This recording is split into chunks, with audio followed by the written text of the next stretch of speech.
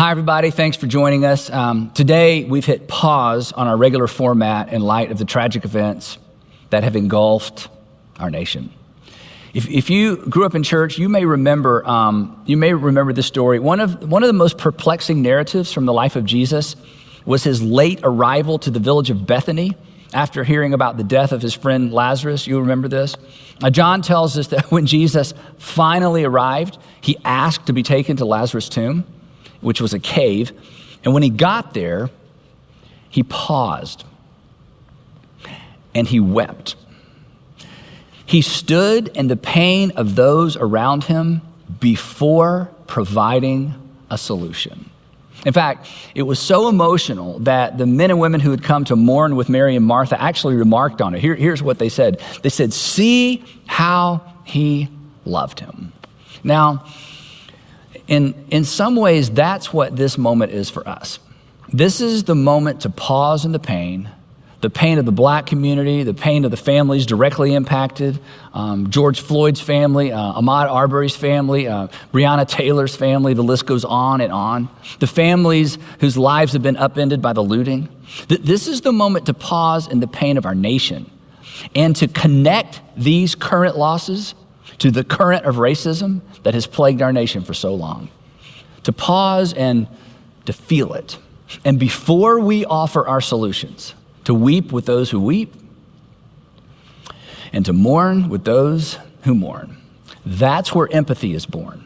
And on occasion, that's actually where solutions are discovered. Now, I've heard people talk about how sad all of this makes them feel, but come on, sad is how we feel when something happens that doesn't really affect us personally, something that's far away. This sad is about somebody else. And I hope we can all agree that this is bigger than sadness. This affects all of us, and consequently, all of us have a role to play. Now, I know some people are sometimes uncomfortable with people like me leveraging the words of Dr. King, but come on, he said so much and he said it so well. And he goes right to the epicenter of our point. The reason this has to become personal for me and the reason this has to become personal for us is this.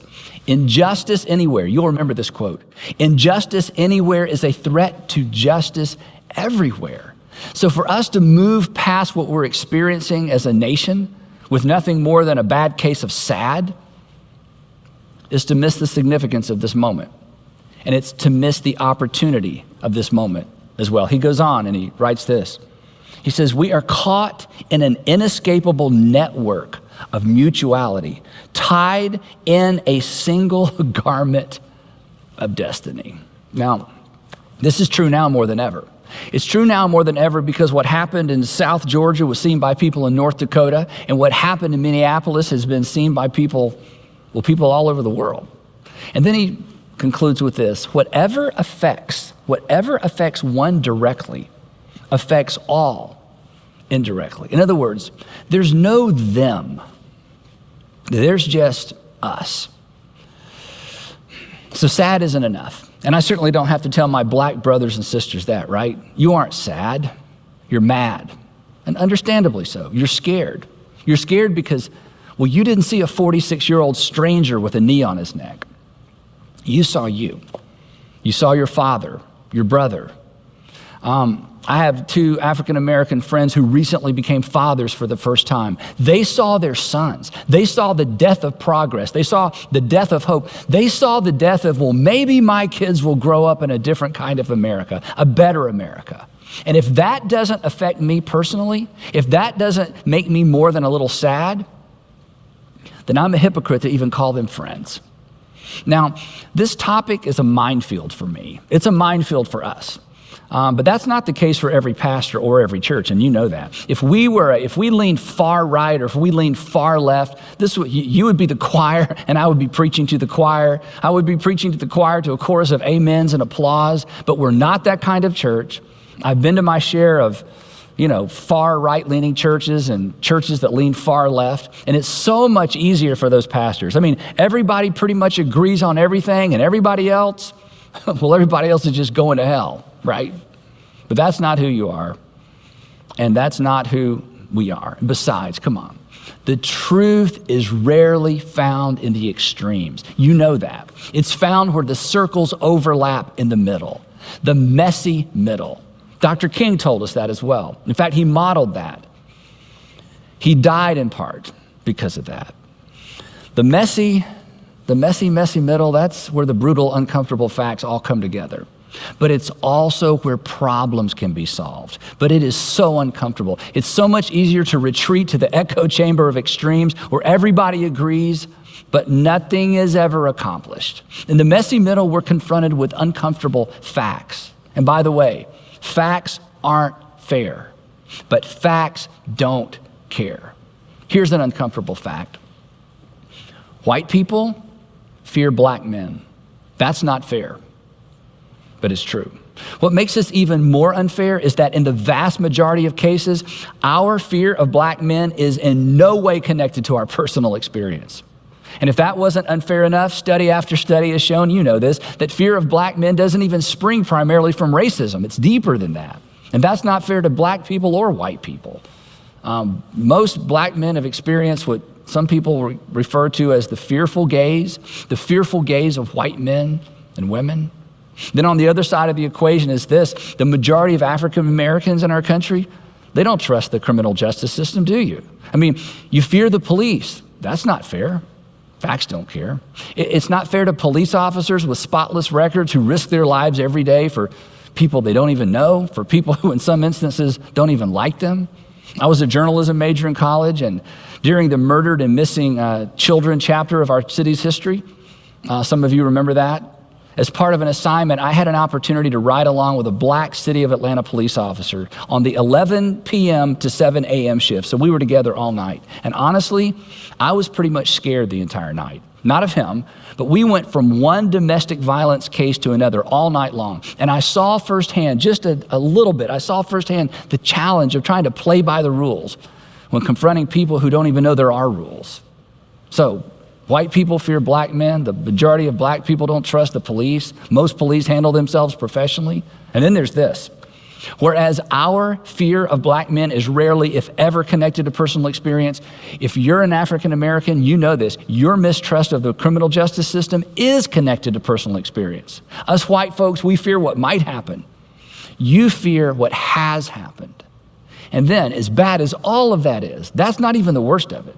The really bad news is this: statistics, data, sermons, protests, none of that will ever change any of those cultural realities. Telling the black community how many times the criminal justice system has worked in their favor, has worked in your favor, that does nothing to diminish your mistrust, does it? Underscoring how quickly a police officer was fired and then arrested, that doesn't address your fear. For the same reason that reminding white folks how many more times they've been hurt by, ripped off by, deceived by white people than black people, that doesn't erase our fear of black men. If you're afraid of flying, you get this. Come on. Data, statistics, lectures, none of that helps, does it? I mean, being told that statistically you are safer in the air than you are on 285, that doesn't erase your fear of flying. And here's why. Because facts and data rarely replaces fear. And facts don't build trust. The only thing that has the potential to replace deep-seated fear and distrust is experience. We can't talk our way. We can't law our way. We can't talk our way or law our way out of this mess. We can't pie chart and graph, bar chart our way out of this. The only way forward is we have to experience something different. We have to experience our way forward. My friend, John Blake, who is a journalist in Atlanta, recently wrote an article, and this is the title of the article. The title was, "There's one epidemic we may never find a vaccine for: fear of black men in public spaces." Now, that's not a sentence in the article. That's actually the title of the article. But in the article, he writes this. He says, "I believe another way to fight fear of black men is through exposure, or our word, experience." Then he says this: "Until more white people actually live among and befriend black people, this fear will persist." So, you know this maybe from personal experience. The white people who have all but silenced their fear of black men are the white people who have befriended black men or have been befriended by black men and their families. Sure enough, in communities where police departments create opportunities for people to interact with and to come to see police officers as fathers and mothers and neighbors, Trust is built. Fear is diminished. I mean, come on, watching the police and the National Guard lock arms with protesters this week was powerful, wasn't it? It was their way of saying, we agree that a grave injustice has been done. We fail to police ourselves. We have more in common than not. They were saying that what breaks your heart has broken ours. We are more than sad. Your anger is justified. Your voice has been heard. So, with all of that as a backdrop, I want to ask you a question. Here's the question I want us to wrestle with, and here's the question that I want us to wrestle with not just today, but every day. If our personal experience is the way forward, as it relates to the variables that you have control over, how do people who don't look like you experience you? If experience is the way forward, and it is, how do people, when it comes to the things that you can control, how do people who don't look like you experience you? Not what do you think about people who don't look like you, not how do you feel about people who don't look like you, and not what do you believe about people who don't look like you. Again, when it comes to the variables that you have control over, how do people who don't look like you experience you? And then, more to the point of what I want to talk about for the next few minutes, how should people who don't look like you experience you? Now, if you're not a Jesus follower, that's about as far as I can take you. But that's a lot to chew on because you do have some control over how people who don't look like you experience you. But if you are a Jesus follower, there's a lot more because Jesus told us how people who don't look like us should experience us. And this is not new. We talk about this all the time around here. This is core to who we are. This is core in terms of what we teach and how we want to be experienced individually and as a group of churches. As Jesus followers, we are accountable. As Jesus followers, we are accountable to the law of Christ, not the 10 Commandments or what most Christians refer to as the 10 Commandments. Come on. You can keep all 10 of the 10 Commandments all day and still be the chief among racists. It's true. If you don't believe me, ask the Apostle Paul, who kept the law perfectly while despising Gentiles and torturing Christians. And then he met Jesus, and everything changed. And Paul went from a violence-leveraging, law-keeping Pharisee to the greatest of these is love, Jesus followers, in a day. Because he better than anyone understood the stark contrast between what had come before and the kingdom Jesus came to introduce. Jesus, who on his final pre-crucifixion night replaced all 10 commandments with one commandment, a better commandment, a new commandment.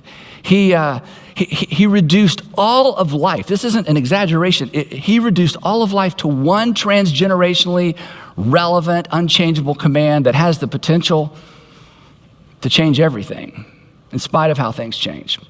A new commandment, he said, a new commandment I give you, love one another. Of course, that wasn't new, but of course, he wasn't through. He defined it for us. As I have loved you, this is his definition.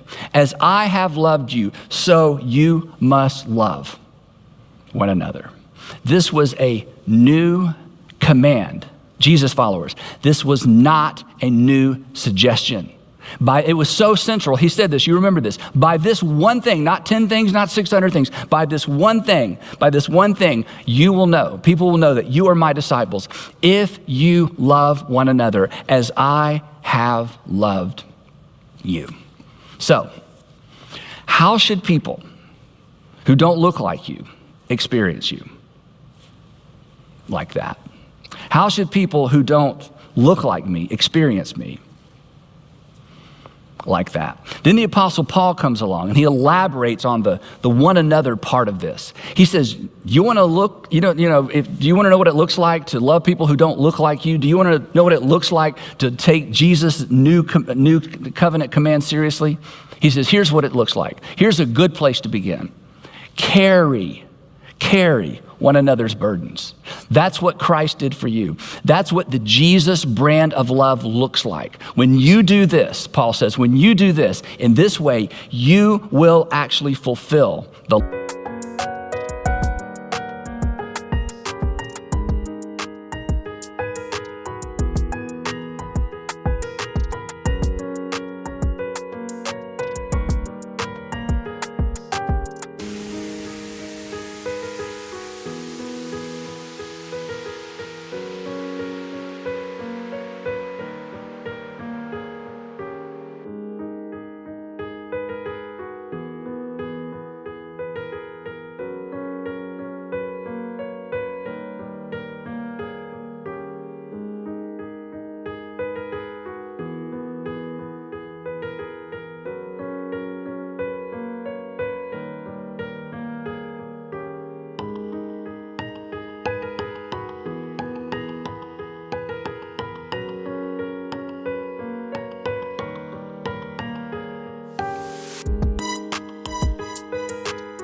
law of Christ. When we choose to carry someone's burdens, think about this.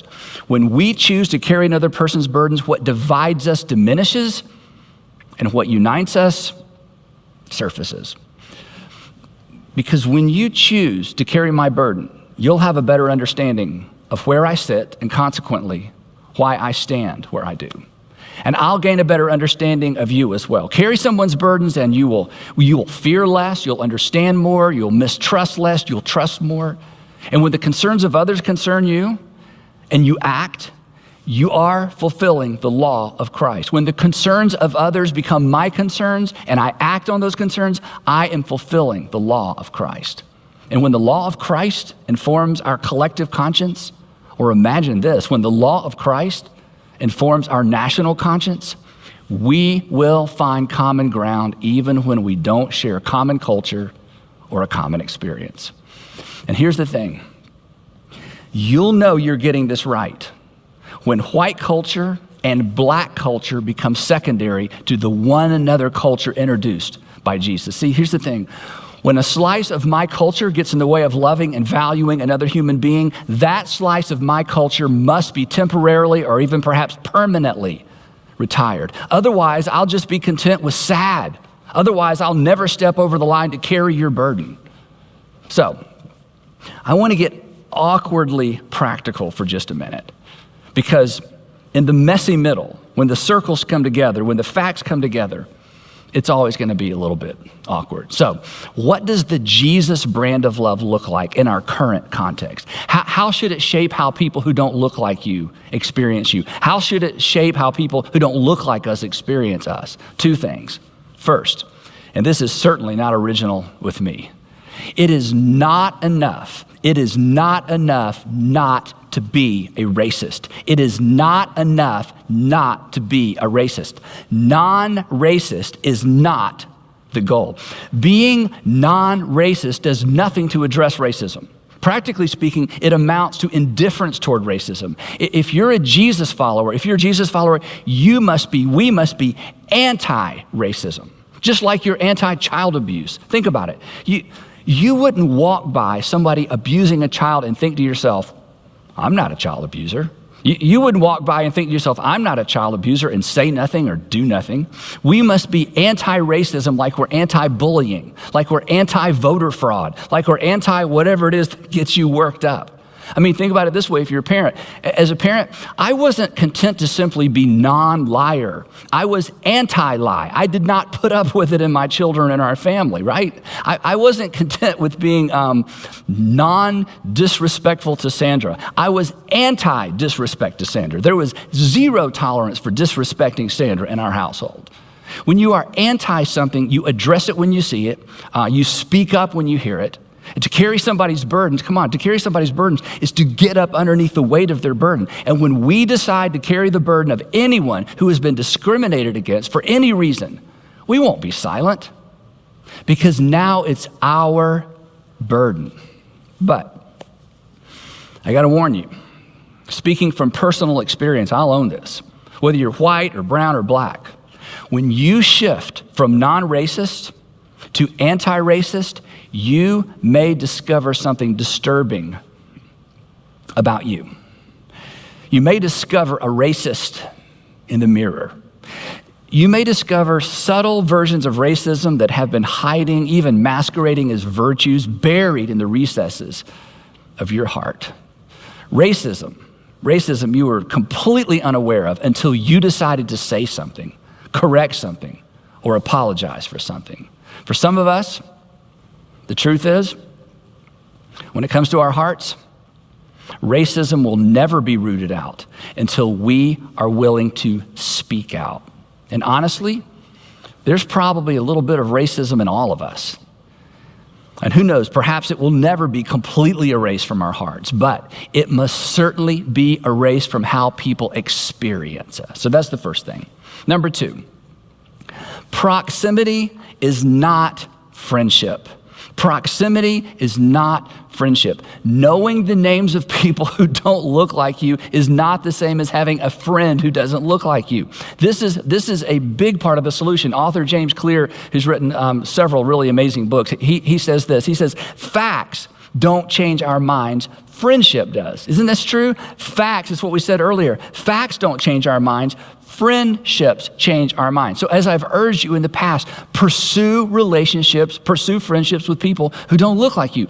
Engage in their reality. Perhaps this is so overlooked. Perhaps nothing characterized the life of Jesus more than his intentional pursuit of people whose lives and lifestyles were nothing like his. Jesus gets a lot of press for being a friend to the poor and the downtrodden, but that is not the whole story. The men he invited to be his closest companions were from a variety of social contexts. His circle of friendships included the rich people, poor people, working class, religious leaders, a tax gatherer, scribes, women, and ultimately Pharisees. In fact, in the same conversation where he announced his new command, he looks around the room at this collection of day laborers, a zealot, a tax gatherer, and even a traitor. And he says this. He says, I have called you friends. Imagine this. Your Savior, you're the Savior of the world, your Lord, your Master, calling you friend. He's nothing like you, but he likes you. And then he said this, guys, you did not choose me. I pursued you. I chose you. That's how he loved. That's how Jesus followers love. Not from a distance, not in our hearts, with our hands and with our feet, with invitations, with time, with meals. Here's the thing. If we don't know people, if we fail to listen to people who don't experience the world the way we do, we will never bear their burden. We will not fulfill the law of Christ. We will be content with sad, and we will be content with mad. And we may wear the badge and the label Christian, but we dare not call ourselves Jesus followers. That's why I'm constantly urging you to be a student first and save your criticism for later. The reason you don't understand, the reason you don't understand how white people could, I don't understand why black people are always, it's because you don't understand. That's on you. That's on me. That's on us, but that must end. As long as we're content, as long as we're content with proximity rather than friendship, we will always discount everything that doesn't fit perfectly into our own flawed world view. So, when it comes to the variables you have control over, how do people who don't look like you experience you? And would you, regardless of the color of your skin, decide not to be content with merely being a non-racist? Will you decide to make the shift to anti-racism, anti-discrimination? Will you stop, and I'm sorry to push so hard, but would you please stop with but I love everybody, and would you go out and love somebody who doesn't look like you, who doesn't experience the world the way that you do? In other words, will you follow Jesus? He was so clear. You have heard it said, and we've all heard it said, right? You have heard it said, love your neighbor and hate your enemy. But I tell you, that's not the way it works in my kingdom. You love your enemy and you pray for those who persecute you. And if you do, he says, you'll be children of your Father in heaven, because that's what he does. If you love those who love you, what reward will you get for that? Tax collectors do that. And if you only greet your own people, everybody does that. Idol worshipers do that. And then he said this, be perfect, because this is what perfection looks like from the vantage point of our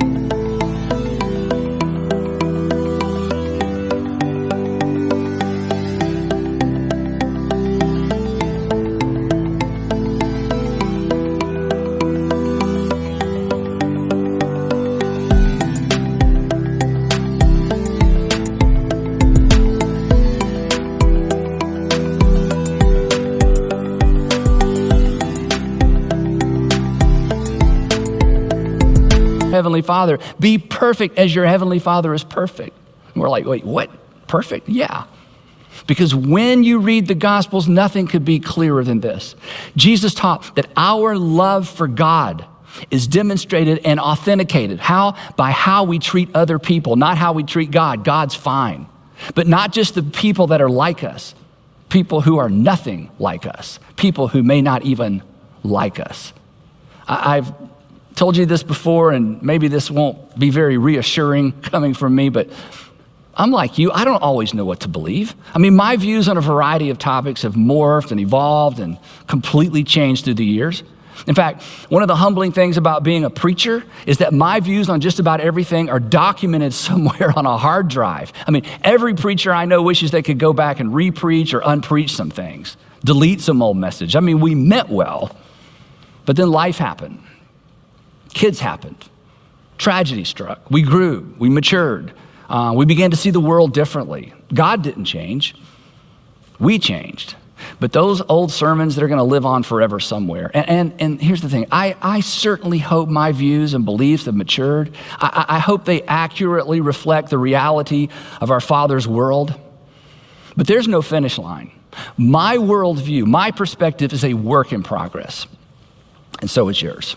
What we believe, but come on, our beliefs are limited by what we know, what we see, what we've experienced. But here's the thing. While our knowledge and understanding are constantly in flux, one thing is not. There is one thing, Jesus was so clear about this, there is one thing that transcends our limited knowledge, our limited insight, our limited experience, and that's love. It fills the gaps.